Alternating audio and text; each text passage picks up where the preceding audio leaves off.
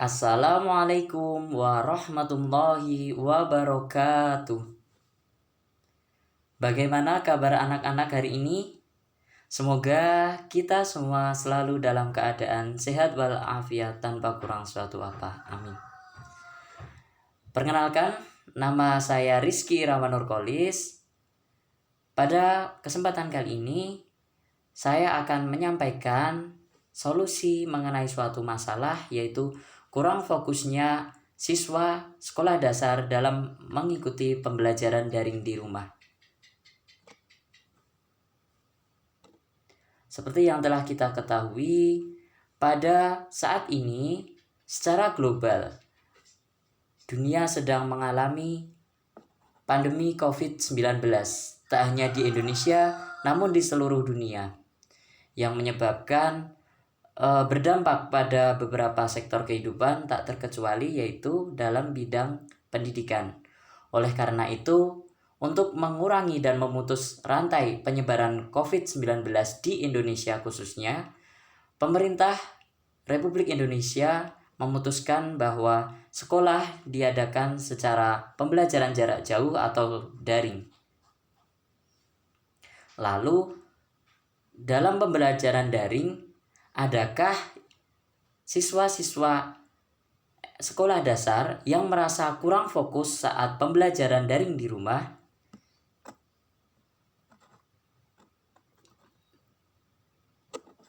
Nah, apakah ada anak-anak?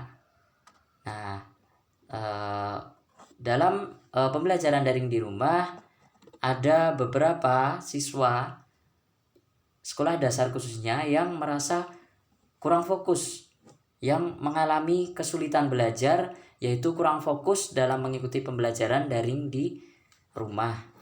Nah, alasannya itu ada yang karena jaringan, ada yang karena ada suara bising, ada yang karena hewan peliharaan, ada juga karena yang ada makanan di rumah, minuman, buah, ada juga yang ketiduran ataupun merasa gerah di rumah, atau juga bisa karena mau bermain dengan teman-teman. Nah, itu merupakan beberapa sebab kurangnya fokus anak atau siswa sekolah dasar saat pembelajaran daring di rumah. Nah, secara detail telah Bapak rangkum. Untuk sebab yang pertama, yaitu dari perangkat pembelajarannya sendiri. Seperti yang kita ketahui, perangkat pembelajaran itu ada handphone, ada juga laptop. Yang keduanya itu membutuhkan jaringan dan juga baterai yang dibutuhkan untuk kedua perangkat tersebut. Nah, kendala dalam penggunaan perangkat ini yaitu apabila terkendala sinyal, itu tentu akan membuat pembelajaran tidak berjalan dengan lancar. Juga jika digunakan secara terus-menerus, baterai akan cepat habis. Itu merupakan salah satu sebab kurangnya fokus siswa SD dalam pembelajaran daring di rumah. Lalu sebab yang kedua yaitu seperti dalam namanya sendiri, smartphone atau Android. Dalam Android ini kita dapat mengakses banyak hal. Kita melalui YouTube dapat mengakses melihat beberapa animasi, video, film.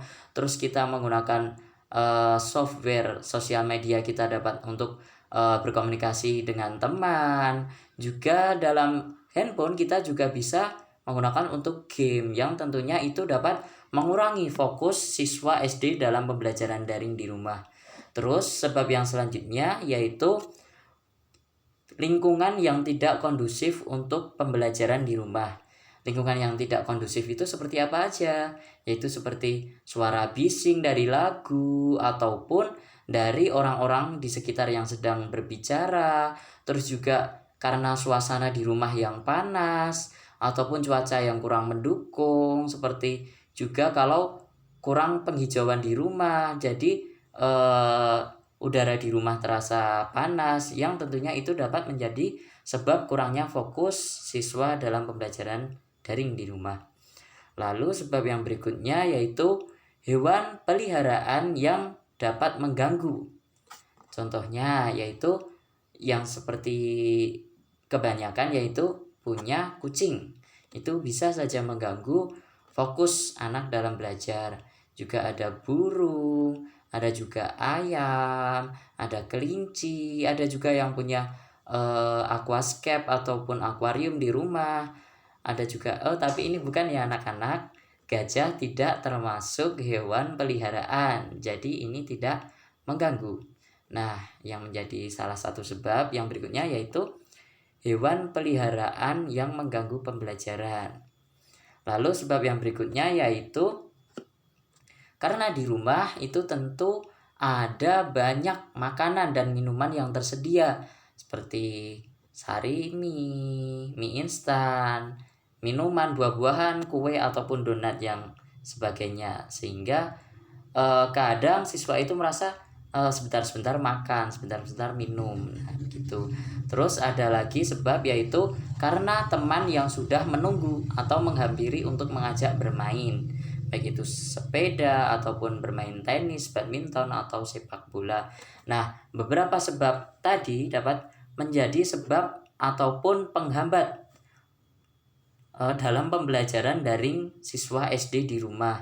Lalu bagaimana cara untuk menyikapi hal tersebut? Nah, untuk menyikapi hal tersebut kita membutuhkan solusi. Ya, kita membutuhkan solusi. Lalu apa aja solusinya anak-anak? Untuk solusi yang pertama yaitu niat yang kuat. Niat dari siswa SD itu harus kuat akan pentingnya belajar untuk meraih kesuksesan di hari kedepannya. Lalu solusi yang berikutnya yaitu anak bersama orang tua membuat jadwal kegiatan, yaitu dari bangun tidur sampai tidur lagi. Jadi dari pagi sampai malam itu harus dibuat list kegiatan. Kapan waktunya belajar, kapan waktunya bangun, kapan waktunya mandi, makan, bermain, dan sebagainya. Lalu solusi yang berikutnya yaitu lingkungan yang kondusif. Nah, seluruh anggota keluarga harus bekerja sama untuk menciptakan lingkungan yang kondusif untuk pembelajaran. Seperti apa? Yaitu yang suasananya sejuk, lingkungannya bersih, rapi, terhindar dari kebisingan, asap-asap yang mengganggu pernafasan, juga dari gangguan hewan peliharaan. Terus solusi yang berikutnya yaitu membuat kesepakatan dengan teman. Membuat kesepakatan kapan waktu siswa SD, teman-teman itu untuk bermain, yaitu waktunya setelah pembelajaran daring selesai.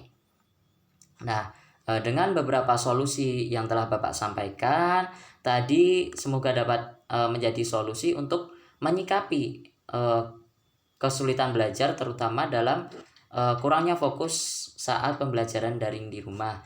Semoga dapat bermanfaat dan dapat menghantarkan anak-anak menjadi siswa yang lebih baik lagi, supaya dapat meraih prestasi, meraih medali, dan juga yang tentunya meraih cita-cita di masa ke depan seperti yang anak-anak harapkan.